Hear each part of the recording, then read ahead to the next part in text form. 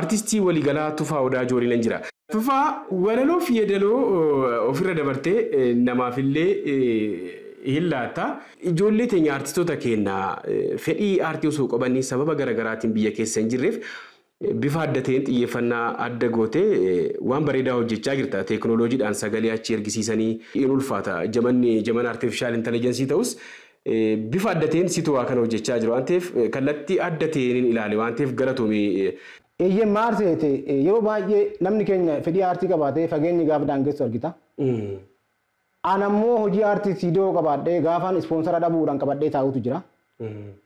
Akkaataan an barbaadu tokko jira. Namni gaafa ikoonomii yookaan dinagdeedhaan qabaattee ati si keessan dubbachuun barbaada. Waan kiyya san qabadhee taa'uun rakkoo Oromoo bira gahu waan barbaaduuf namoota dandeettii ga'umsa qabaatanii immoo ikoonomii xinnoo harkaa qabaatanii fedhii aartiitiin guutamanii haalli fageenyaa daangessee maalan godhaa hojii kiyyan dabartee kennaaf jechuudha. Isaan keessan dhaamsi kokka Oromoo bira gahu. Sansaniin barbaada baay'inaan jechuudha. Hojiin ofii hojjedhen dabartee kennaa iddoon ofii hojjedhettan hojjechiisaf. Dhagaa istiidoo irraa kaasee hordofuu jechuudha. Maaliif dhaloota illee horatta jechuudha. Seenaa warra darbanii yoo gaafte namni of qofaa jiraachuun qabu jiraatee darba.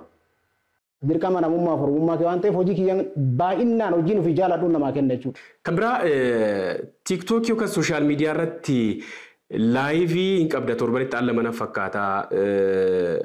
Namoonni gurguddoo hayyoonni gurguddoo doktoroonni hedduu dhimma ati kaaftu irratti dhimma Oromoo fi Oromiyaa ni mariisista. Sooshaal miidiyaa poozitiivii warreen fayyadamaa jiran keessaa ati tokko waan gaariin argaa jira waan ta'eef waa'ee isaallee xiqqoo natti himi. Egaa namni beekte artistii waliigalaa Tufaa Odaa Jooriin jira.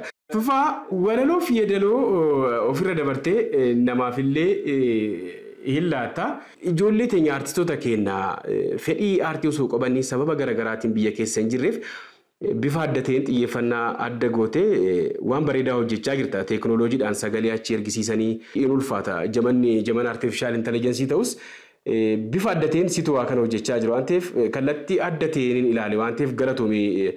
Eeyyee maarseete yeroo baay'ee namni keenya fedhii aartii qabaatee fageenyi gaafa daangessu argita.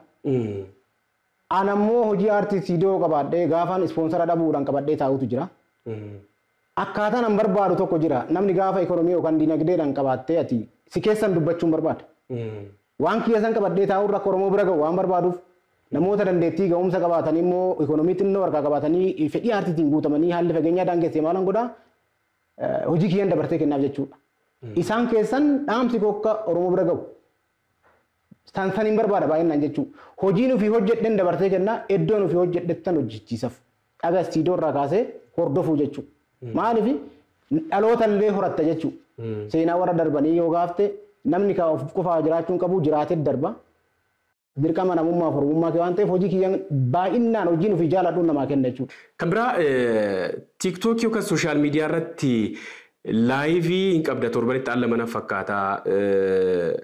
Namoonni gurguddoo hayyoonni gurguddoo doktoroonni hedduu dhimma ati kaaftu irratti dhimma Oromoo fi Oromiyaa ni mariisista. Sooshaal miidiyaa poozitiivii warreen fayyadamaa jiran keessaa ati tokko waan gaariin argaa jira waan ta'eef waa'ee isaallee xiqqoo natti himi. Egaa namni beekte